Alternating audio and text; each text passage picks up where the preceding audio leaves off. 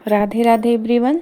जय श्री कृष्णा। दोस्तों, आज हम लोग इस वीडियो में देखेंगे कि बसंत पंचमी के दिन मेरी क्या दिनचर्या थी और कैसे मैंने अपनी सरस्वती माता ठाकुर जी की सेवा एक साथ एक ही दिन किया और कैसे सुबह में हमें क्या क्या पूजा पाठ करना चाहिए, सारी चीज़ें तो सबसे पहले हम अपने ठाकुर जी को जगा लेंगे। इसके बाद स्नान का मतलब उस दिन हमें थोड़ा सा हल्दी और चंदन दोनों एक साथ मिला के, यदि केसर मिल जाए तो और अच्छा है, अपने ठाकुर जी को लेपन करना है। लेप लगा के इसके बाद उनको स्नान कराएंगे हम लोग।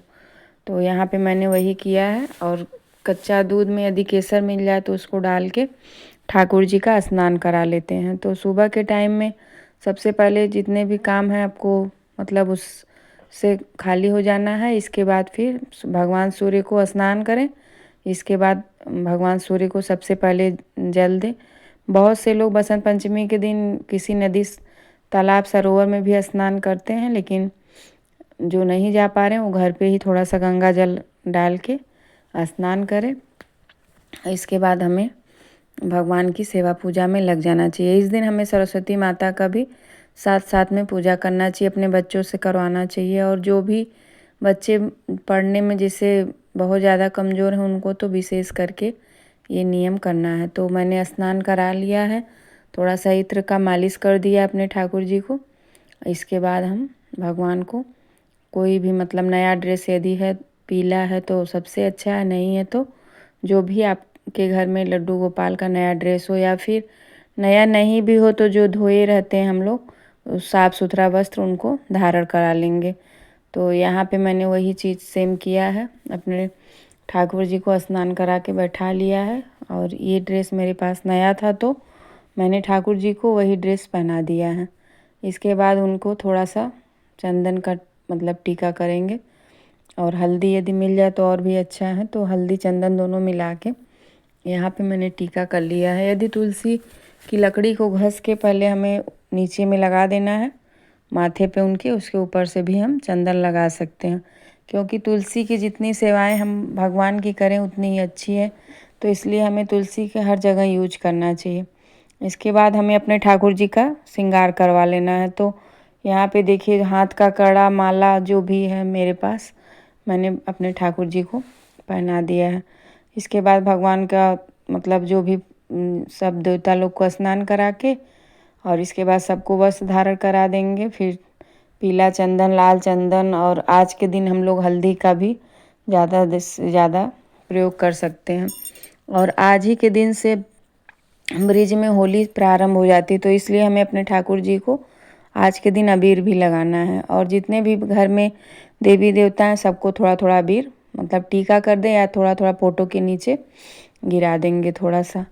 और इसके बाद सबको भोग लगा दिए हैं।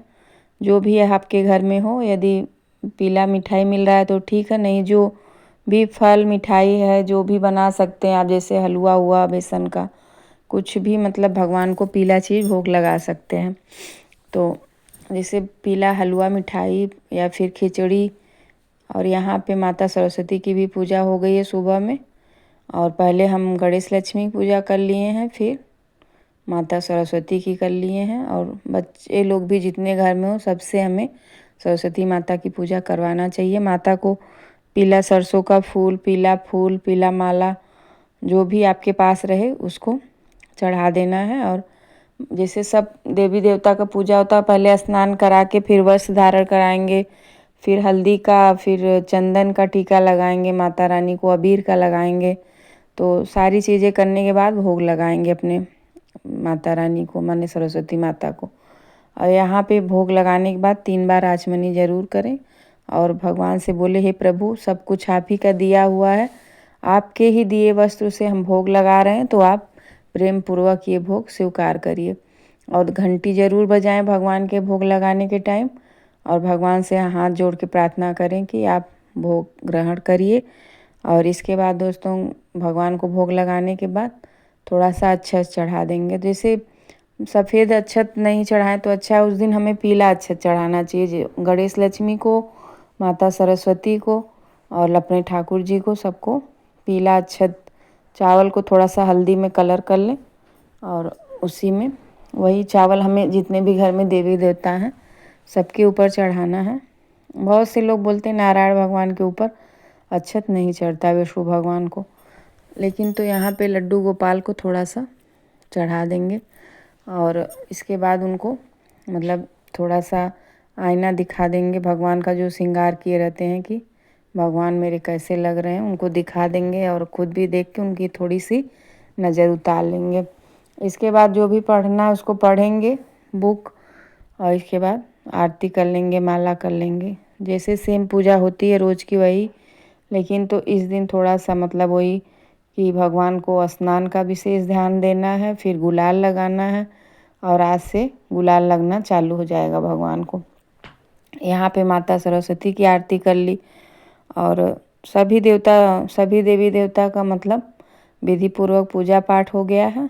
और थोड़ा सा आज ज़्यादा समय मिला है भगवान को देने के लिए, मतलब कितना हम लोग दे ही सकते हैं, लेकिन रोज़ से थोड़ा सा सब साफ़ सुथरा से मतलब स्वच्छता का विशेष ध्यान रखते हुए हमें भगवान की पूजा पाठ करनी चाहिए।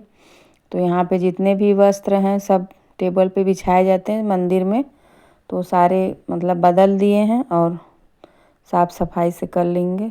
और यदि आप लोग को वीडियो पसंद आती तो प्लीज़ आप लोग लाइक सब्सक्राइब ज़रूर किया करिए। और आज के दिन हमें ठाकुर जी को भोग बना के ज़रूर लगाना चाहिए।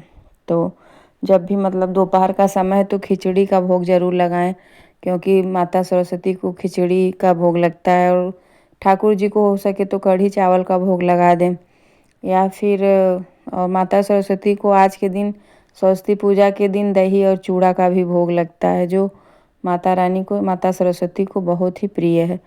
तो इसलिए हमें मतलब माता रानी को दही और चूड़ा का भी भोग लगाना चाहिए।